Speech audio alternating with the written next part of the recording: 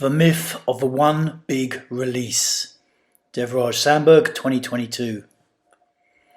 Back in the 70s, American psychologist Arthur Janov achieved considerable fame when he published his book, The Primal Scream.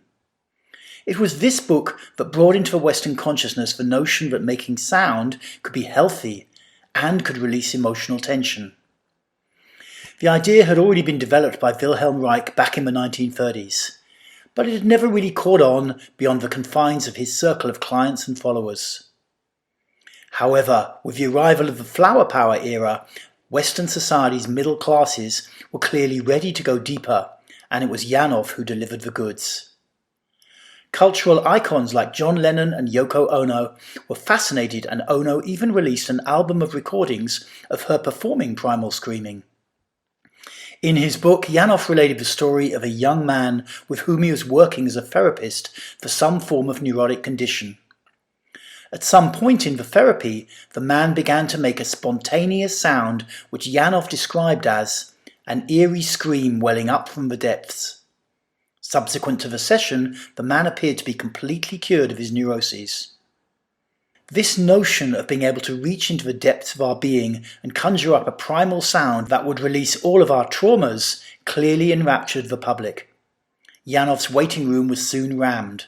He started his own centre and spawned legions of imitators keen to capitalise on the image conjured up by his book. Clients would attend sessions, desperately hoping that this time they would succeed in achieving the primal scream, in somehow finding the place within them from where they could release all their pain. They were invariably disappointed, and many would spend the hours after the session beating themselves up for still being too controlling. But the dream persisted, and they would always come back, hoping that maybe this time they could go there. Even now, over half a century later, this myth of the one big release endures in the minds of many who are involved in therapy. Why should this be? Surely one book written decades ago can't still be having such a persistent impact on the human psyche. I will suggest another reason. When the pain or anger repressed within us starts to become mobilized, it is very common for our conscious mind to form a certain belief. That is, if only we could really weep or release one big scream, then we would be free. We walk around sensing that a huge feeling is locked up within us, that our body has become a cage containing a wild animal that needs to be freed.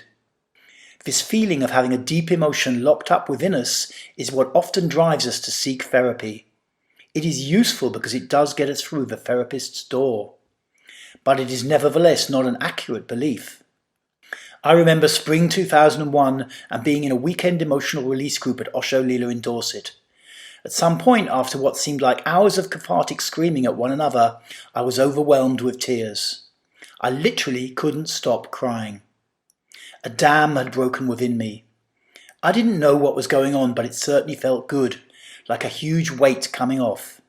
People were hugging me and telling me I was great. It was the first time my mind had utterly given up control and simply allowed a chunk of pain to come out. But was it the end of a therapeutic process? Was I now healed, like the young man in Janov's book? Far from it. An opening had taken place. My resistance to feeling had been so fully expressed that it had ceased to exist for a while, allowing repressed emotions to escape. But my mind would soon re-establish a sense of control, as is its role. A little lighter, I would return to being the usual me. This is not bad. It is common, normal, and entirely human. The belief that if we could just have one huge release arises because we have so much trapped inside. It's the mind's way of getting us to take action, not an accurate depiction of reality. Therapy is about keeping going. It's about constancy, about reps. You have to demonstrate to your unconscious mind that you mean business, that you are not simply seeking a quick fix, that you are there for the duration and that you truly seek change, that you are not afraid to look inside. When you have this attitude, over time you will get the changes that you seek. Thank you.